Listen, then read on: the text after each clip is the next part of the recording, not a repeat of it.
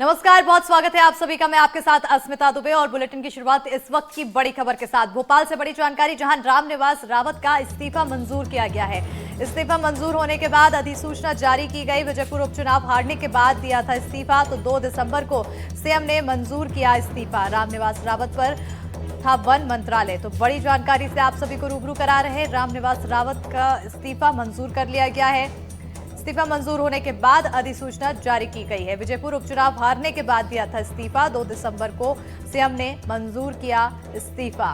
रामनिवास रावत पर वन मंत्रालय था।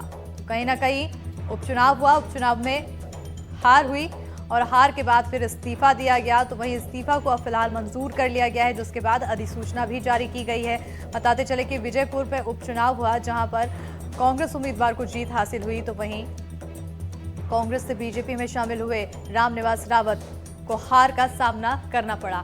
और इसी पर ज्यादा जानकारी के साथ सहयोगी अमृतांशी जोशी जुड़ चुकी है। अमृतांशी, फिलहाल इस्तीफा मंजूर कर लिया गया है।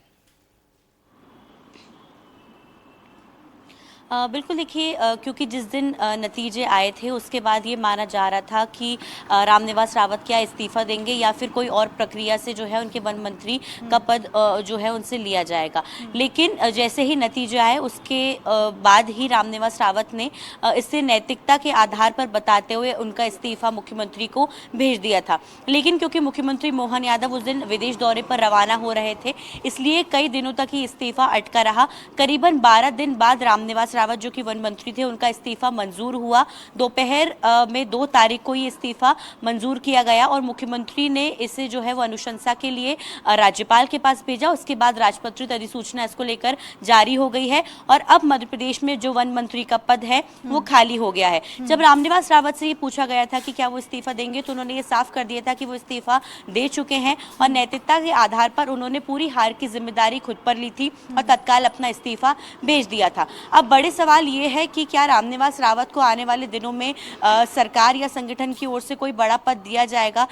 माना जा रहा है कि निगम मंडलों की जो नियुक्तियां होनी है उसमें भी रामनिवास रावत को कोई पद दिया जा सकता है, क्योंकि रामनिवास रावत कांग्रेस में वरिष्ठ नेता रहे हैं और अब वो बीजेपी में आए, वो वन मंत्री रहे। भले ही उनको हार मिली है, लेकिन उनकी वरिष्ठता के आधार पर यहाँ पर संगठन या सरकार में उनको कोई भी पद दिया जा सकता है। इसके अलावा बड़ा सवाल ये भी है कि वन मंत्री का पद अब किसे दिया जाएगा, क्योंकि ये पद खाली हो गया है। आपको याद होगा कि जब वन मंत्री का पद नागर सिंह चौहान से लिया गया था, तब उनकी नाराजगी संगठन और सरकार के सामने खुलकर आई थी और हो सकता है कि नागर सिंह चौहान दोबारा से इसको लेकर कोशिश करे कि वन मंत्रालय जो है वो उनके पास दोबारा आ जाए। लेकिन इसके अलावा कई और भी ऐसे मंत्री हैं, कई और भी ऐसे नेता हैं जो कि इस कोशिश में लगे हुए हैं कि वन मंत्री का पद उन्हें मिल जाए। फिलहाल ये पद किसके पास जाएगा, ये बड़ा सवाल है, क्योंकि वन मंत्रालय एक बेहद ही महत्वपूर्ण मंत्रालय है और इसके साथ ही साथ रामनिवास रावत क्योंकि अब जो है उनका इस्तीफा मंजूर हो चुका है, तो अब ये सवाल है कि वन मंत्री का पद मुख्यमंत्री इसको लेकर किसका नाम जो है वो चयनित करते हैं। क्या कोई पुराने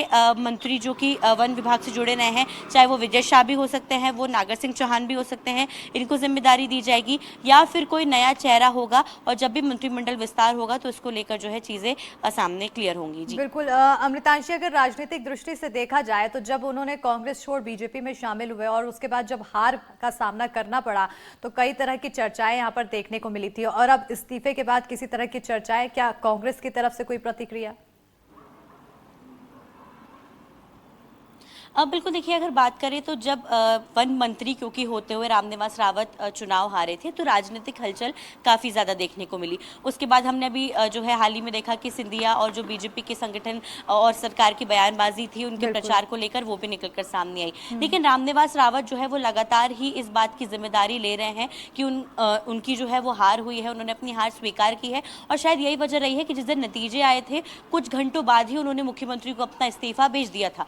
वो एक अलग बात है कि 12 दिन बाद उनका इस्तीफा मंजूर हुआ है। लेकिन देखिए, राजनीतिक हलचल तो देखने को मिलने ही वाली है। कांग्रेस लगातार इस बात को लेकर जो है उन पर हमला करती हुई नजर आई है कि वरिष्ठता के आधार पर उनको कांग्रेस में भी उतनी तवज्जो मिली है, लेकिन फिर भी वो कांग्रेस छोड़कर बीजेपी गए और शायद कांग्रेस इसको लेकर बार बार हमलावर होती हुई नजर भी आई है। और क्योंकि विजयपुर में कांग्रेस चुनाव जीत गई थी, तो उसके बाद से कांग्रेस का कॉन्फिडेंस काफी ज्यादा बढ़ गया था और क्योंकि रामनिवास रावत कांग्रेस छोड़कर गए थे, तो लगातार कांग्रेस उन पर हमलावर तो है ही। जी बिल्कुल, तो कई तरह के सवाल हैं। अब किसको कौन सा मंत्रालय मिलता है, सबसे खास बात वन मंत्रालय को लेकर सवाल बना हुआ है और साथ ही साथ रामनिवास रावत को क्या पद दिया जाता है, इस पर भी नजर बनी रहेगी। बहुत शुक्रिया अमृतांशी, आगे भी खबरों की अपडेट्स लेते रहेंगे, बने रहिएगा।